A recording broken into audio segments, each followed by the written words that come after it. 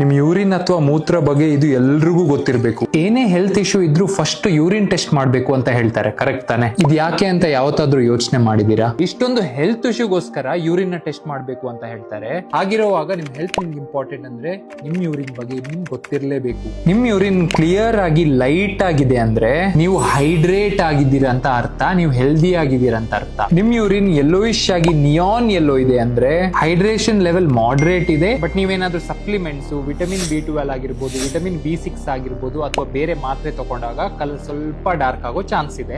Danger ಇಲ್ಲ. ಈಗ ನೀವು ಹೈಡ್ರೇಷನ್ ಯಾಕೆ ಇಂಪಾರ್ಟೆಂಟ್ ಅಂತ ಯೋಚನೆ ಮಾಡ್ತಿರ್ಬೋದು. ಸ್ನೇಹಿತರೆ, ನೀವು ಹೈಡ್ರೇಟ್ ಆಗಿರೋದಿದ್ರೆ ನಿಮ್ಗೆ ತಲೆ ಸುತ್ತ ಬರೋ ಚಾನ್ಸಸ್ ಇದೆ, ಸ್ಕಿನ್ ಹಾಳಾಗೋ ಚಾನ್ಸಸ್ ಇದೆ, ನಿಮ್ಗೆ ಡಯರಿಯಾ ಆಗೋ ಚಾನ್ಸಸ್ ಇದೆ. ಸೊ ನಿಮ್ ಬಾಡಿಯಲ್ಲಿ ನೀರಿನ ಅಂಶ ತುಂಬಾ ಇಂಪಾರ್ಟೆಂಟ್. ಆಲ್ಸೋ ಕಿಡ್ನಿ ಇಶ್ಯೂ ಬರೋ ಚಾನ್ಸಸ್ ಇದೆ. ಫೈನಲಿ ನಿಮ್ ಯೂರಿನ್ ಡಾರ್ಕ್ ಆಗಿ ಆಂಬರ್ ಕಲರ್ ಅಲ್ಲಿ ಇದೆ ಅಂದ್ರೆ ನೀವು ಡಿಹೈಡ್ರೇಟ್ ಆಗಿದ್ದೀರಾ. ನಿಮ್ ಬಾಡಿಯಲ್ಲಿ ಫ್ಲೂಯಿಡ್ ಇಂಟೆಕ್ ತುಂಬಾ ಕಮ್ಮಿ ಇದೆ. ಇದು ನಿಮ್ ಲಿವರ್ ಸರಿ ಕೆಲಸ ಮಾಡ್ತಿಲ್ಲ ಅಂತ ಇಂಡಿಕೇಶನ್ ಆಗಿರ್ಬೋದು, ನಿಮ್ ಬೈಲ್ ಡಕ್ಟ್ ಅಲ್ಲಿ ಪ್ರಾಬ್ಲಮ್ ಇದೆ ಅಂತ ಇಂಡಿಕೇಶನ್ ಆಗಿರ್ಬೋದು. ಸೊ ದಯವಿಟ್ಟು ನಿಮ್ ಯೂರಿನ್ ಕಲರ್ ನ ನೋಟಿಸ್ ಮಾಡ್ಕೊಂಡು ಯಾವತ್ತು ಲೈಟ್ ಆಗಿರೋದ್ರ ಮೇಲೆ ಕಾನ್ಸಂಟ್ರೇಟ್ ಮಾಡಿ. ಅಕಸ್ಮಾತ್ ಡಾರ್ಕ್ ಆಗಿದ್ರೆ ವಾಟರ್ ಇಂಟೇಕ್ ನ ಇನ್ಕ್ರೀಸ್ ಮಾಡಿ. ವಿಡಿಯೋ ಇನ್ಫಾರ್ಮೇಟಿವ್ ಆಗಿದ್ರೆ ಲೈಕ್ ಕೊಟ್ಬಿಟ್ಟು ಇದೇ ತರದ ಜೆನ್ಯೂನ್ ಆದ scientific health and fitness tips ಗೆ ಕನ್ನಡ ಹೆಲ್ತ್ ಅಂಡ್ ಫಿಟ್ನೆಸ್ ನ ಫಾಲೋ ಮಾಡಿ.